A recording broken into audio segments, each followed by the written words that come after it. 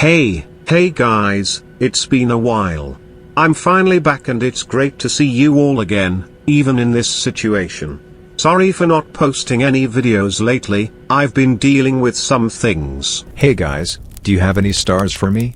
I need some stars, give me stars, I like stars, I want stars, hand over your stars. Please, please, please, please give me stars.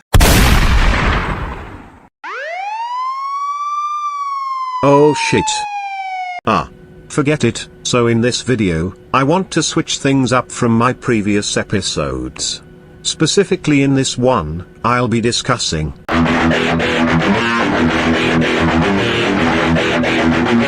Yeah, you read that right. In this episode, we're gonna discuss the top games that, in my opinion, Vedal and Neuro should definitely play together. Now I won't include the co-op games because Vedal has to work on them, but the games that only require Neuro's vision and her choices.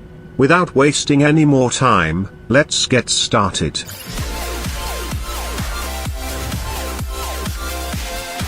Road Warden. Road Warden is a text-based RPG.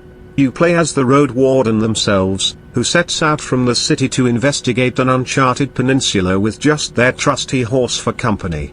Your mission, as assigned by the folks who sent you, is to explore the region and document your discoveries in preparation for the expansion of trade guilds in the area. However, you also have the freedom to determine your own objective, shaping your character's approach right from the start to embody a specific type of adventurer. And once you embark on this adventure, numerous side quests become available, ranging from gathering fruits to finding a cure for the plague. Essentially, I came across this game that immediately reminded me of Neuro's playstyle. It's a text-based RPG game that harks back to the days of immersive storytelling and decision-making, without much emphasis on visuals. Most of the game's world comes to life through carefully crafted narratives and descriptions, relying heavily on your imagination. I think it would be a fantastic game for Neuro. Now, enough said, let's move on to the next game.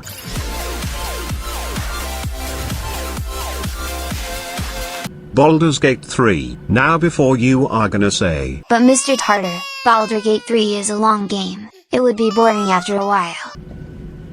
I don't give a fuck. As someone who has completed Baldur's Gate 3, let me express my opinion. This game is absolutely amazing, it's incredibly well done, and I would love to see Vedal and Neuro play it. Now, it is indeed a lengthy game, but it's incredibly enjoyable. This game is a blast. Baldur's Gate 3 succeeds in capturing the spontaneity and unpredictable nature of a lengthy Dungeons & Dragons tabletop game. The storyline is captivating, featuring beautifully interwoven side quests that never steer you towards a fixed moral path. You have the freedom to be as virtuous or wicked as you desire, scene by scene, resulting in a unique experience for every player. The voice acting, motion capture, and enchanting soundtrack breathe life into the game world, making the storytelling utterly compelling. The only constraints on your adventure are your imagination and creativity, although the multitude of possible outcomes can occasionally lead to bugs or moments that break immersion. Nevertheless, Larian has ultimately achieved their goal of delivering an RPG that defines a generation. Now you are wondering, and why should Vedal and Neuro play this? Baldur's Gate 3 is perfect for Neuro and Vedal for an interesting reason. Vedal could handle all the manual stuff like walking, inventory, and character management. Though, the game could switch gears. Vedal could create two characters, one for Neuro and one for himself.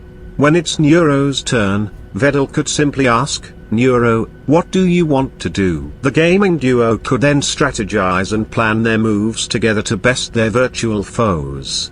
Now, picture that scene. Doesn't it sound like fun? I truly believe that this approach could add a new, exciting layer to their gaming sessions. With Neuro making important decisions and Vedal carrying them out, each game would take on a collaborative, interactive element that really personalizes the experience. If you trust my gaming instincts, then I firmly believe that this is really worth trying.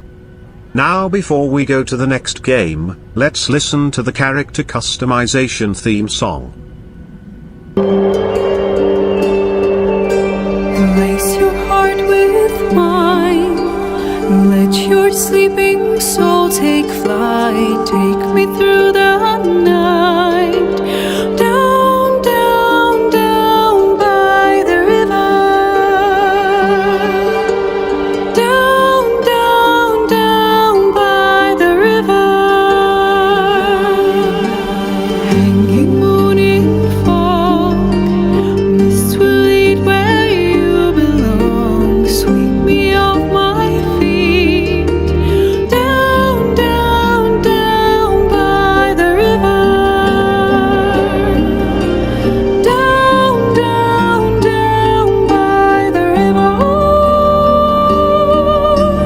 down, down, down. I always get emotional when I hear this, so essentially this game would be ideal in a subathon. It would be really great. Now let's move on to the next game.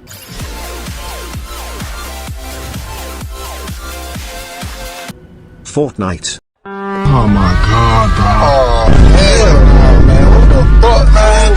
Get your ass. No, guys, I was just joking. The real game is called The Sims 4. Now, I don't reckon I need you to explain why it's a good game for Neuro and Vidal, but I'll just say something. This game would be good. For instance, Vedal creates 4 characters, one of them is Vedal and 2 are his daughters, Neuro and Evil, and he create Annie too if he's up for it.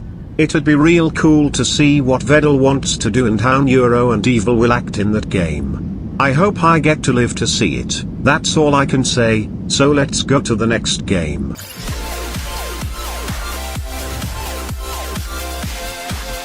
Crusader Kings 3. Crusader Kings 3 is the newest installment in the esteemed Grand Strategy series, transporting players to the historical Middle Ages.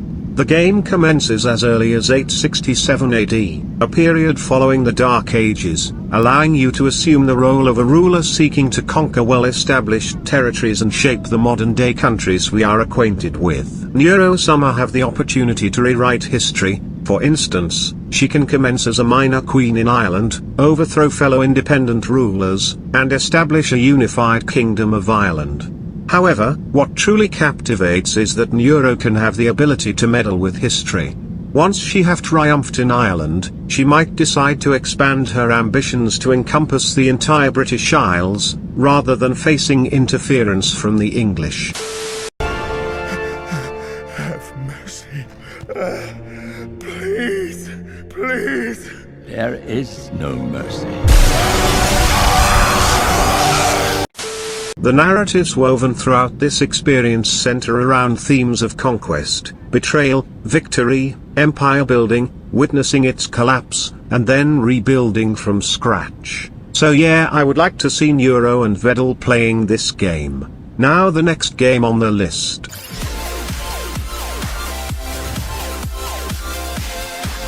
Detroit Become Human. Best known as the center of the US car industry and the birthplace of Motown, the titular city of Detroit, Become Human has fallen on hard times. But the virtual Detroit of 2038 has found a second life as the heart of the Android industry. This has left the population unemployed all the same, causing them to regularly mistreat their artificial servants. It's this constant injustice that eventually causes androids to develop their own consciousness. You follow the story of 3 such androids. Connor, a brand new investigation unit developed to help the police with casework involving his errant brethren. Kara, a household model who rescues a young girl from her abusive father, and Marcus, another artificial butler who is falsely accused of harming his owner. You take control of each in turn, following them through a chapter before switching to the next protagonist. Now I think it explains itself why this needs to be played by Neuro and Vedal. The theme is really fitting for Neuro, and luckily this game is on the list. Vedal said that he needs to work on the choices and actions to be more comfortable for Neuro to use, so we will likely see this game in the near future. Now this is the last game I want to talk about.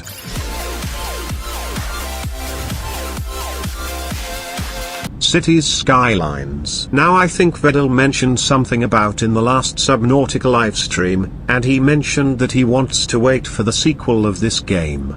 But let me tell you why this game is a great idea. If you enjoy playing city building games to construct cities, this is the ultimate choice. I've never experienced anything like it before. It's as if I can simply approach a vast piece of land, access a variety of tools, and construct whatever I desire, in any way I desire. Whether it's straight roads, curved roads, specific office areas, or districts with their own tax regulations, it's all easily accessible. Skyline starts off small, but as your city expands, you have the ability to unlock more and more of the surrounding countryside. It reaches a point where you can even construct additional satellite communities just for the fun of it, because your main city is incredibly massive. It's exhilarating. You never feel restricted, like you have to cram everything into a specific area because of an invisible barrier. I mean, those barriers do exist eventually, but I've been playing this game constantly for over a week now and haven't even come close to reaching the map's limits. Believe me, if you have filled in every available area to unlock, you have truly created an immensely huge city.